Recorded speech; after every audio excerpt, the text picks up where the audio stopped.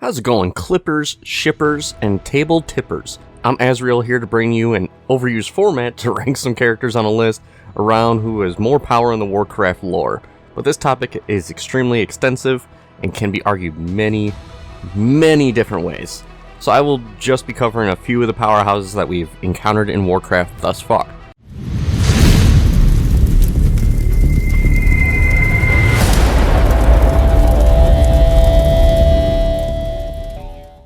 Galacron, who once hunted with his fellow proto-dragons, was docile, when suddenly the Fire Nation attacked. Okay, maybe not, but he actually changed and became a menace that caused the other proto-dragons in prehistoric Azeroth to fear him. On a day when the other dragons gathered to hunt, Galacron appeared and took their prey, terrifying them all.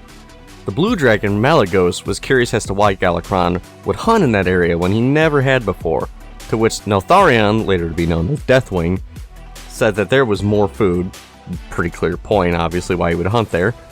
Malygos pointed out that the food was their food, and Galacron was not satisfied, however, and began to devour a bunch of the proto-dragons themselves, basically eating his own kind, and became a cannibal. And what ended up happening later was that somehow the dragons he ate, or at least killed and then didn't fully consume, they started becoming undead dragons enslaved to his will. And he got so powerful that basically a Titan Keeper, which are almost mini gods in the Warcraft lore, had to team up with what would later become the Five Aspects: Alexstrasza, Sarah, Malygos, Deathwing, Neltharion, Nosdormu, and had to defeat Galacron.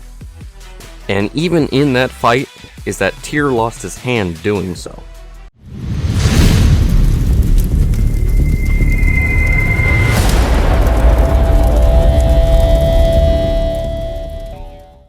Roughly 13,000 years ago, three rulers were contacted by Sargeras and offered the answer to the single most important question in exchange for loyalty.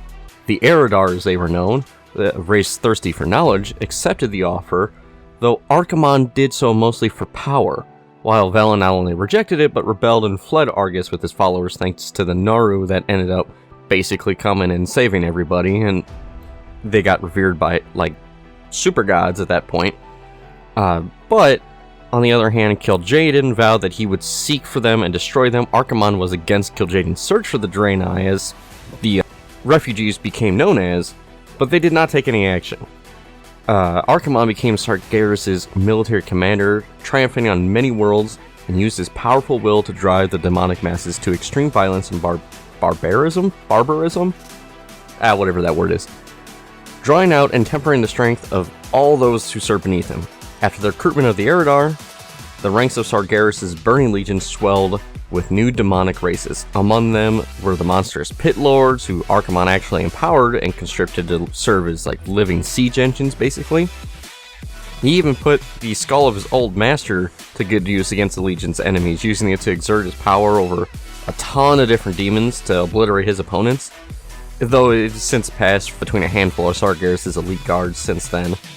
Eventually, a few thousand years later, they ended up setting their sights on Azeroth, and that was the War of the Ancients, when Queen Ashara's reckless magics then began to attract the attention of the Burning Legion, really, and it was so destructive that basically the Well of Eternity was starting to do all this crazy nonsense, and Illidan stole some water from it. There's just so much lore around this event that I'm not going to be able to cover it all. The highlight of it for Archonde, though, was that during this war, is that there's this ancient demigod there called Malorn that he just casually snapped his neck and killed him.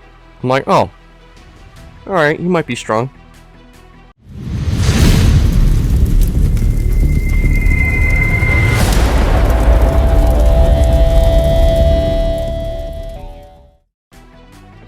Queen Ashara was born with golden eyes, which were quite rare in Night Elves before the Great Sundering. Thus, golden eyes were commonly regarded as a sign of future greatness, until every character in WoW ended up making their characters with golden eyes and just said, yeah, we're great now. But, she was widely considered the most beautiful of Night Elves, and swiftly became the most beloved monarch in Night Elf history. Strong-willed, manipulative, and incomparably beautiful, Ashara possessed far more magical talent than almost any other Night Elf. As one of the Highborn and sole heir to the throne, she had long been fascinated with the Well of Eternity, that thing that we mentioned before. One day, the queen was approached by her most trusted advisor, Counselor Xavius. If that name sounds familiar to you and you play Warcraft, is that in Legion we ended up fighting him because he became part of the Emerald Nightmare, which is a whole other story. But he came forth with an idea of using the power of the Well of Eternity to cleanse the world and make it perfect in her eyes. Because obviously she's gotta make it her way. Their meddling with the mess magic, however, ended up drawing the eye of an interested observer, Sargeras, aka the Burning Legion, which is what we touched on in the last point there. He basically wanted to use this power and improve himself and his legion and all, basically power hungry. But when they invaded, it ended up getting to the point where even Manaroth, one of the most powerful pit lords, was saying that Ashara outranked him when it came to power. And when the Sundering happened, which was when the Well of Eternity kind of imploded on itself, it was thanks to Ashara's power, she staved off that immense Sundering as long as she could. In Nazjatar, I think it was. Although I might be wrong on the exact location. But unfortunately, she wasn't able to actually hold it off forever. At that time, though, the old god N'Zoth came along and gave her even more power. That's really been undefined of how strong she really is nowadays, though. So it's really interesting is that when she was basically rivaling Manaroth, and then she got the power of an old god, which are basically the Dark Lords of Azeroth's lore, besides the Void Lords themselves. How strong is this woman, really?